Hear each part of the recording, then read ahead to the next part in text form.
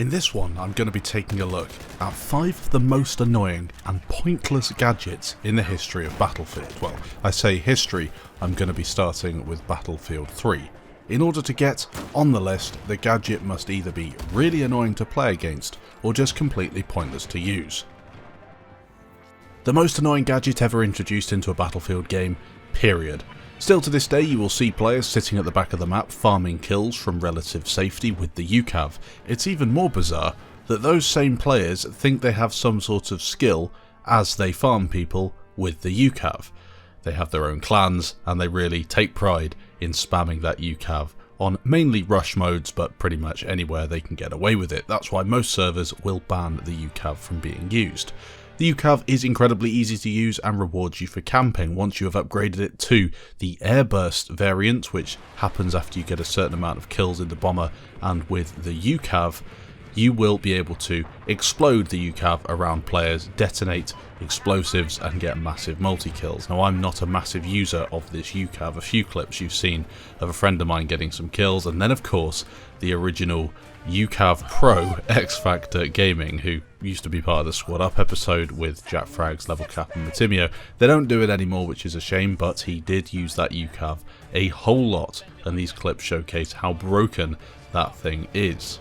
It's too bendy! Oh shit! Oh, look at the kill spam. Wow. Whoa.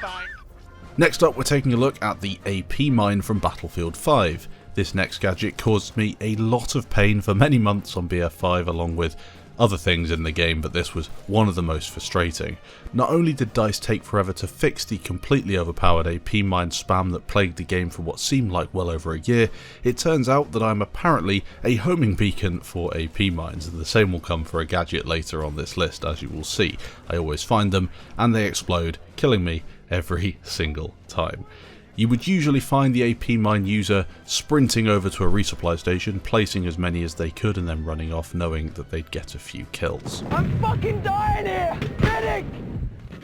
At number 3 on this list we have a Battlefield 3 gadget. Now this one you have to take with a pinch of salt because it has been nerfed, but we are looking at the worst gadgets ever, and this one for a time was the most overpowered thing I've ever seen in any FPS game.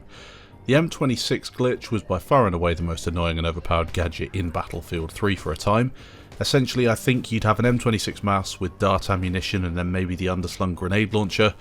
I can't really remember, it was so long ago, but essentially what would happen is it would turn the dart ammo, or each dart within that shot, into the full damage of your main rifle. That meant insta-kills across all ranges, and as you can see from this clip that I've just looked up on YouTube because I don't have any footage of it myself, it's impossible to do now, it was insanely broken, and that took them a while to fix as well.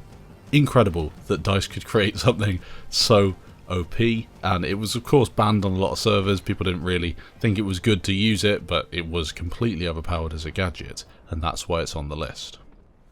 Next up, it's the Battlefield 1 Sniper Shield. This one comes under the list of useless gadgets, and you've got to hear me out on this one because I know a few people do like the Sniper Shield. For the most part, I think everyone thinks it's pointless, but this is why I think it's useless.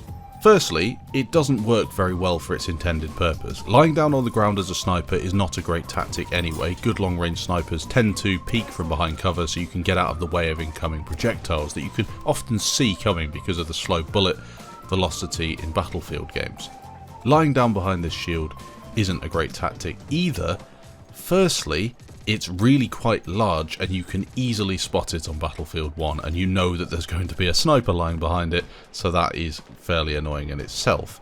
Secondly, you have a really nice gap in the front of it where you will be pretty much guaranteed a headshot if you shoot as a sniper, so it's almost like a free bit of target practice. And the really annoying thing for me is that any explosive fired near it seems to just detonate because the sniper shield has a really big hitbox, so you often die to explosives at range, which you probably wouldn't have died if there wasn't that sniper shield there. Here you can see me in the background teaming up with a random guy on a Sinai Desert Conquest server as he's using these binoculars, and was using them for around 30 minutes, and I don't think he got any kills, but he was at least spotting things for the team, I suppose. Sniper Shield, completely pointless gadget. There's no harm in using it, but it's on the list because it's useless. The Battlefield 4 Claymore. This is the last thing on this list today. Oh, how I hate Claymores.